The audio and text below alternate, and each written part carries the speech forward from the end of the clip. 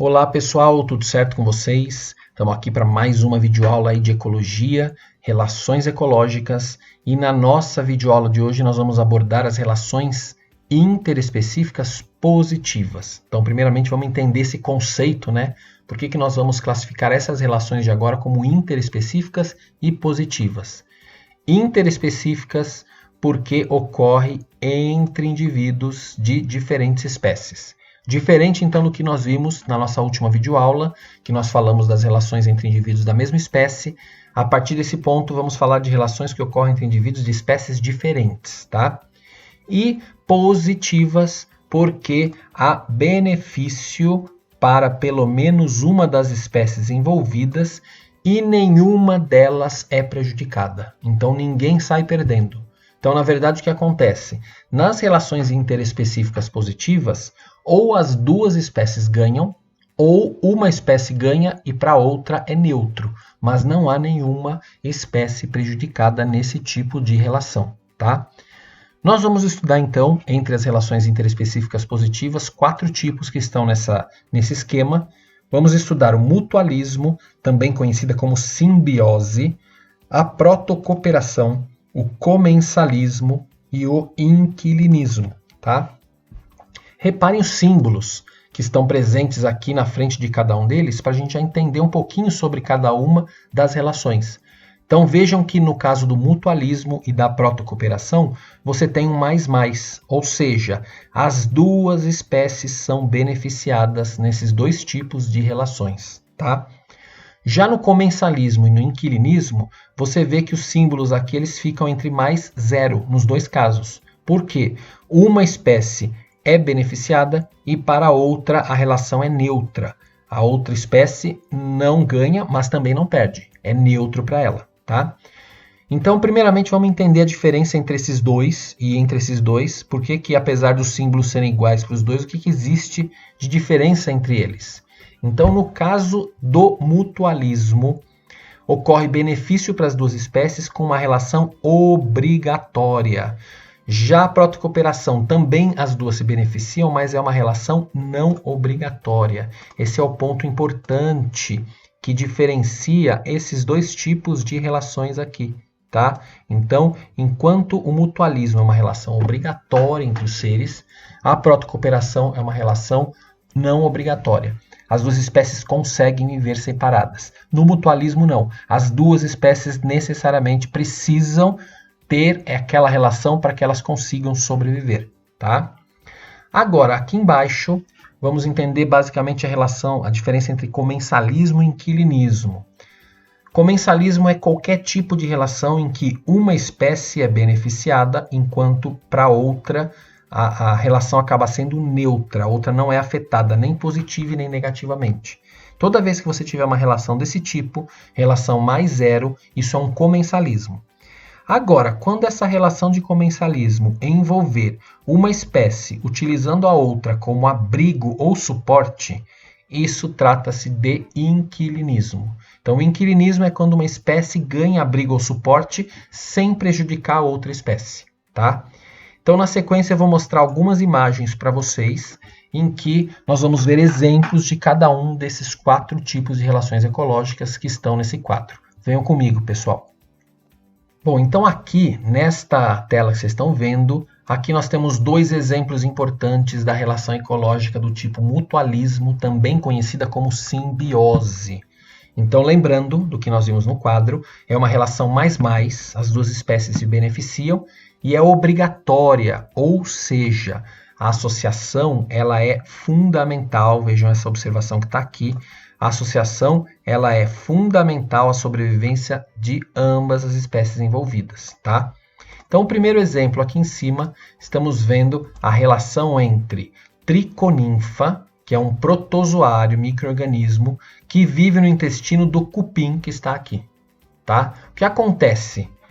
O triconinfa é beneficiado, porque ele vive no intestino do cupim, ganha abrigo, ganha moradia, vamos dizer assim, e recebe o alimento que ele precisa para sobreviver, que é a celulose que está presente na madeira. Então ele tem abrigo, tem alimento, certo? Já o cupim ele é muito beneficiado. Por quê? Porque o cupim não possui, não consegue produzir a enzima necessária para digerir a celulose da madeira. Quem produz essa enzima? Justamente o protozoário que está lá no seu intestino. Então, o que esse protozoário faz? Ele libera a enzima que digere a celulose. A celulose que o cupim ingerir da madeira vai ser digerida.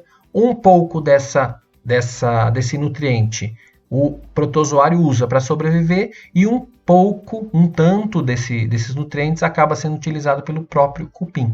Tá? Então, o protozoário triconinfa vive no intestino do cupim, onde encontra abrigo e alimento e, em troca, digere a celulose para o inseto. Ambos são beneficiados e a relação é tão importante que ela é essencial para a sobrevivência de ambos. Mutualismo, tá bom? Outro exemplo importantíssimo e bem conhecido aí de mutualismo são os chamados líquens. Líquens são estruturas aí, né? São seres vivos formados pela associação de algas e fungos. Então aqui vocês veem sobre troncos de árvores, sobre rochas, né? Algumas espécies de líquens. Aqui um líquen meio alaranjado, aqui um líquen meio cinzinha, esverdeado, aqui um líquen meio acinzentado, meio branquinho, né? Então são todas as espécies de líquens, aqui um líquen meio amarelado. E o que acontece? A associação é muito importante e basicamente a alga e o fungo que está envolvido nessa associação depende um do outro para sobreviver. O que a alga faz? A alga que está aqui no líquen, ela possui clorofila e consegue realizar fotossíntese e, consequentemente, produz matéria orgânica, glicose, que serve de comida para o fungo. Tá? E, ao mesmo tempo, ao realizar a fotossíntese, a alga ela também acaba liberando oxigênio que é utilizado pelo fungo. O fungo, por sua vez, ele tem umas estruturas que parecem umas raizinhas, são chamadas de hifas. E com essas hifas ele absorve água, sais minerais e passa esse material para a alga. Então, o fungo consegue a matéria-prima muito importante para a alga fazer fotossíntese, que é a água e sais minerais. Passa isso para a alga absorve a luz, faz fotossíntese, compartilha um pouco de glicose e oxigênio com o fungo e um acaba ajudando o outro em sua sobrevivência. Relação tão importante que eles dependem um do outro para sobreviver, portanto, mais um exemplo importante de mutualismo, tá bom? Agora, aqui nós estamos vendo dois exemplos importantes de protocooperação, tá? Qual a diferença importante da protocooperação para o mutualismo?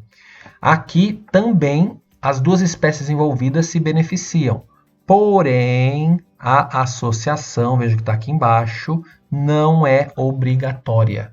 Então nós temos dois exemplos importantes aqui, tá? Aqui nós temos o exemplo do caranguejo eremita e a anêmona do mar. O que é um caranguejo eremita? Caranguejo eremita é um caranguejo que ele se apossa de uma concha, de um molusco, e passa a viver dentro dessa concha. Então, no caso, o caranguejo eremita está aqui na sua conchinha, vivendo aqui na sua concha. Sobre a concha do caranguejo eremita, podem se alojar anêmonas. E aí, o que vai acontecer? Para a anêmona, a relação é boa, porque a anêmona é um animal fixo. Só que como ela está sobre a concha do caranguejo, ela vai acabar ganhando movimentação, mobilidade e vai facilitar inclusive a obtenção de alimento, tá? Por outro lado, a anêmona possui esses tentáculos que possuem células urticantes que causam queimadura em muitos animais.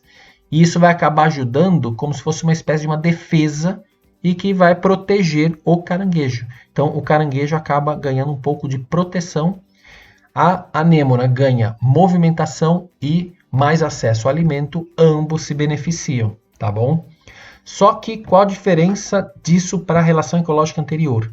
Se você colocar o caranguejo eremita e as anêmonas separadas entre si, eles continuam e sobrevivem, continuam a sua vida. Então, a relação não é obrigatória para as espécies envolvidas, portanto, trata-se de protocooperação, tá? Um outro exemplo, aqui do lado direito, nós temos aves que se relacionam aqui, ó, pássaros com búfalos, né? O que eles estão fazendo aqui? No caso das aves, elas estão comendo carrapatos que ficam aqui na pele do búfalo. Então a relação acaba sendo boa para os dois, para as aves e para o búfalo. Só não é boa, logicamente, que para os carrapatos, que são comidos aí pelas aves. Mas se eu pensar na relação da ave com o búfalo, é uma relação boa para os dois. A ave vai ganhar alimento e o búfalo vai se livrar dos carrapatos, vai ganhar uma limpeza de pele. Consequentemente, é uma relação positiva para os dois, porém não obrigatória. Se o búfalo não tiver a ave, ele sobrevive. Se a ave não tiver o búfalo, ela sobrevive. Portanto, trata-se também de um caso de protocooperação. O terceiro tipo de relação interespecífica positiva seria o chamado comensalismo.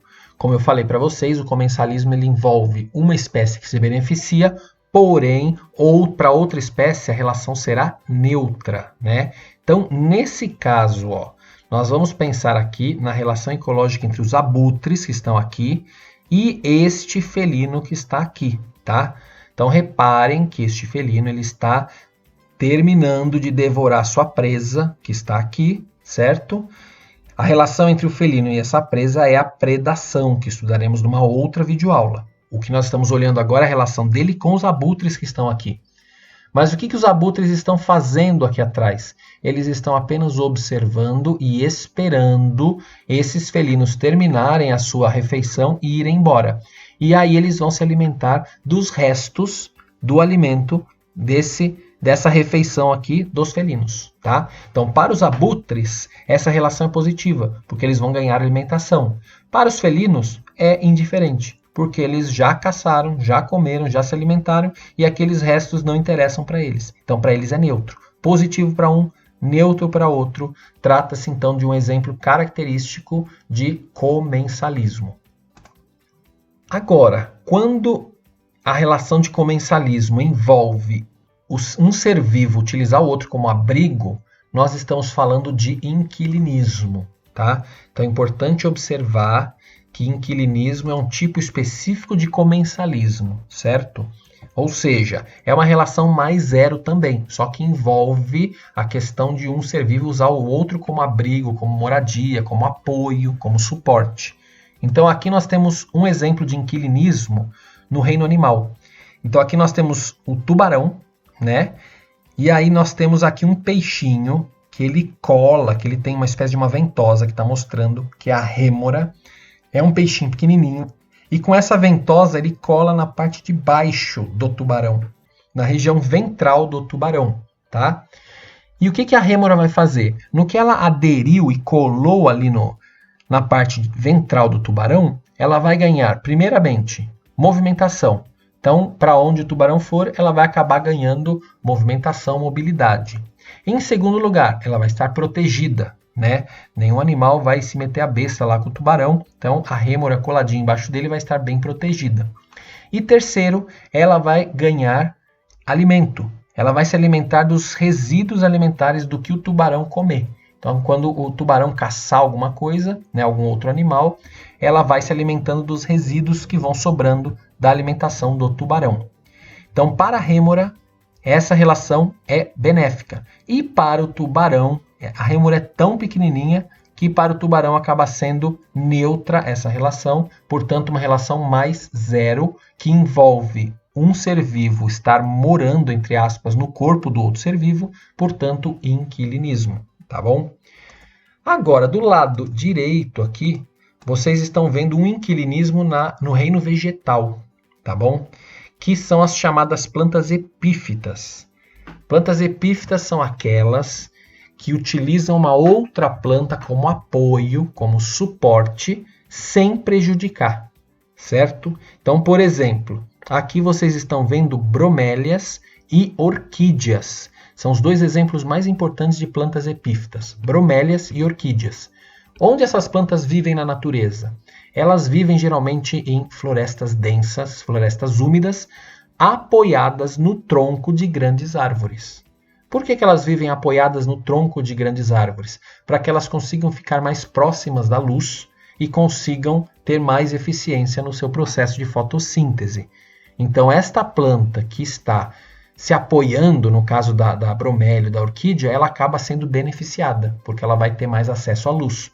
Porém, suas raízes não são raízes que vão sugar a outra planta. Não.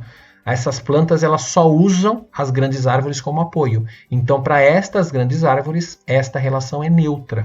Portanto, uma relação positiva para uma, neutra para outra, que envolve um ser vivo usar outro como suporte e inquilinismo, certo? Então, aqui embaixo você tem a definição aí do inquilinismo. Indivíduo usa outro como moradia sem prejudicá-lo, tá bom? Gente, com isso finalizamos esta videoaula aqui em que falamos das relações interespecíficas positivas. Dei uma repassada geral, tá bom? Se tiver dúvida, vocês me procurem. Na próxima videoaula vamos falar das relações interespecíficas negativas, tá joia? Um abraço, gente. Até a próxima aula. Tchau, tchau.